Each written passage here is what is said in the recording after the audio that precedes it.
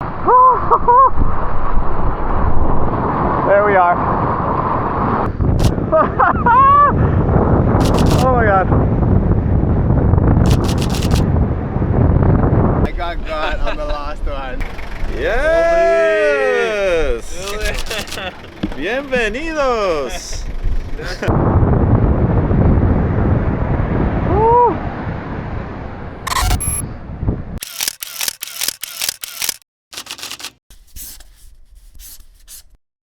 I don't know how else to start this, except to say that surfing is hard. Getting good at standing on a piece of foam in the ocean, river, or any style of water feels impossible at the beginning, as you're doing activity in another world, essentially. If you decide to try to make your water activity of choice into a profession, good luck, as navigating a career in whatever line of work this is even trickier. Say you've been fortunate enough to somehow turn this into your job, like me. Then you've definitely driven everyone in your life insane. I might be leaving tomorrow. So if you're still crazy enough to want to do this at this stage, I commend you. And we're probably friends. Friends with the same silly obsession of getting good waves. And once you find these said good waves, you now attempt taking off and trying to stand inside these good waves over and over again until there are no more waves. And then you become addicted to this process until you can't paddle anymore. So, what does it actually take to get good at getting good waves? Or why would you even want to? Let's dive in to what I'm calling the absurdity of scoring good waves, presented by HUCKBERRY. Okay, first and foremost, let's get into the insanity that is forecasting. Surf forecasting, to be specific. It all starts with meteorologists and marine meteorologists running data collected by satellites, radar, and weather balloons, running this all through computer models, and then applying their atmospheric knowledge to make educated guesses on what the weather, and in our case, swell, is going to do. So already, a lot of overthinking and analyzing starts happening before they start updating forecast sites every 3 to 5 hours. At that stage, surfers, us, come in and start our own over-analysis and begin purchasing airline tickets, rental cars, lodging, all your essential travel needs. Sometimes to destinations halfway around the world, just as we all did in this specific case, where we all met on a secluded beach in the middle of nowhere.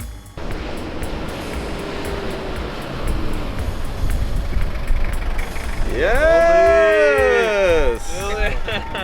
Bienvenidos! These are the same people I said I'm probably friends with who have the same silly obsession. Doesn't matter if you plan it or not, you all end up hanging out somewhere at some stage. I was blessed to connect on this trip with Aritz Aranburu, Mikey February, and Brendon Gibbens, to name a few. And a funny thing happens at this stage. Everyone forgets about the forecast that we've all viciously analyzed over the last few days, because the call's been made, and we're all there. Look at this thing. Oh, that thing's a slab!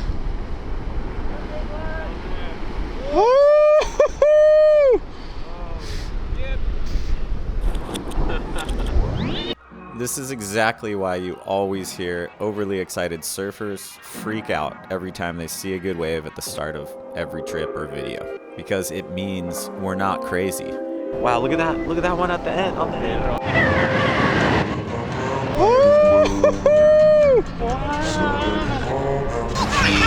We're not crazy. Made of glue, so that you won't have to choose. This way you know I'll be sticking around. Building a room made of glue, straight edges sniffing it too. Sealing the hole between all the holes, wherever you travel with toys. Building a bed without dreams, saving them all from that depth. And never a reason I can't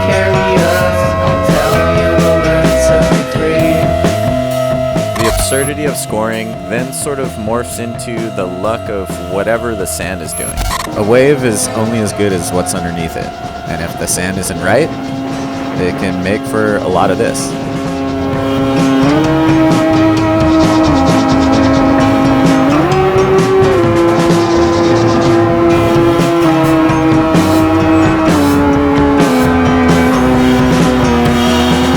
Until the right part of the swell, and the sand finally organizes itself and starts gifting you some of these. I wanna do that, do that, do that. I wanna do that, do that, do that. I wanna do that, do that, do that. I wanna do that, do that, do that. I wanna do that, do that, do that. I wanna do that, do that. Enough fun with a loop, so that we can't be excused. Shave our heads 'cause the teacher is dead. Dance to the blues, blues, blues, blues, blues, blues.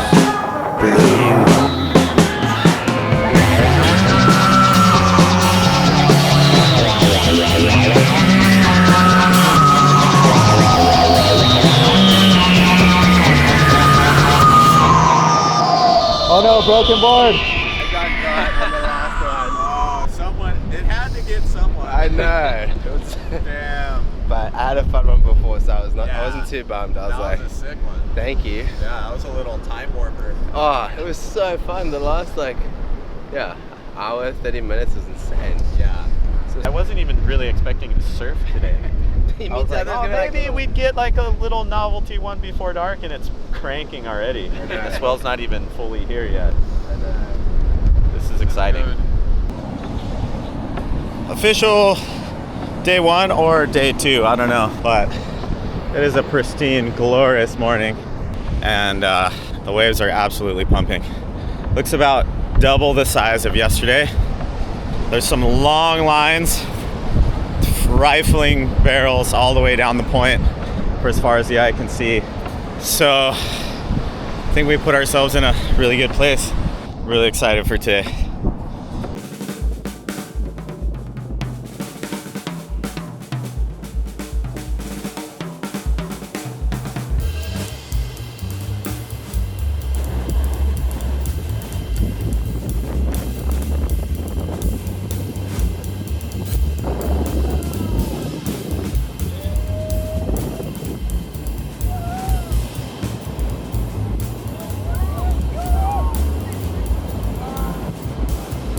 Once you've gotten this far in the process, now begins the real battle of the elements. And when one of those elements happens to be a really long sand point, the absurdity seems to get turned up a notch. It becomes a game of how many times can you walk up the point? How many laps do you think you could do before you collapse? I don't know. I must be on about 10 by now, so let's keep pushing. Yeah. Maybe 20. Wow. I know, my legs. I think it's like 10 o'clock in the morning right now. It feels like it's like 4 in the afternoon. How many times can you paddle back out? Oh no.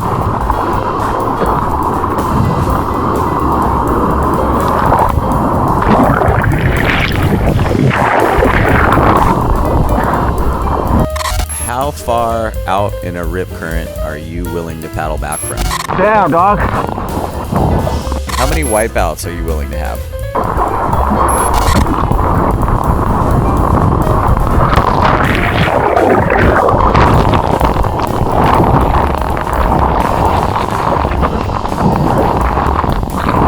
How much mental fortitude do you have? When you're pulling back on ones you should go on and going on ones you shouldn't. And it's just the mental struggle. How many boards are you willing to break? And did you bring enough to last the entire day? That's what it takes to find that wave you were hoping to get on this trip. And here's the kicker. This is exactly why we love it. Because all of this absurdity somehow makes the most beautiful, ridiculous sense with how it comes together.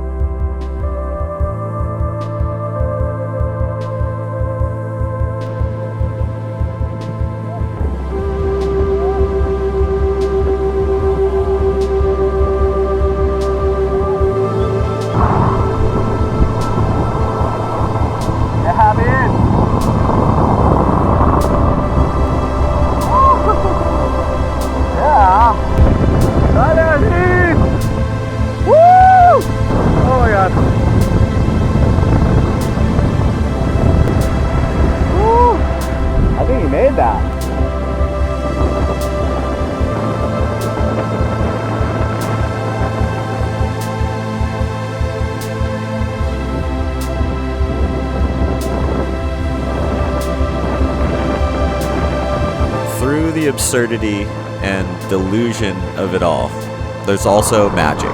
The kind of magic that makes you feel alive and tortures you in all the right ways. There is no better curriculum to life, in my opinion.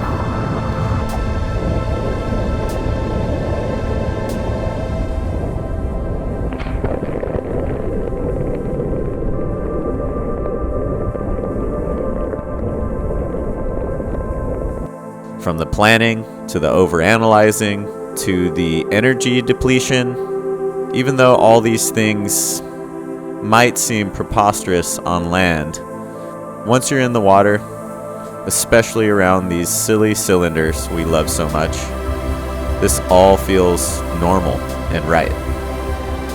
I'll be dropping new videos monthly. If you like this one, there's plenty more on my channel you can check out while you're waiting for the next drop. Your subscriptions, likes, and comments all go a long way in keeping me out there.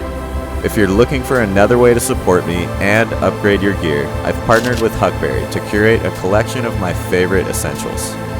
These are pieces I'm wearing in my videos, on surf trips, and day to day. In this video, I was living in the 72-hour merino t-shirt and pants from Proof. When you shop through the link in my episode description, you're directly supporting me and everything I create. So, thank you. Alright, I guess that's that. Let's keep it absurd out there. See you next time.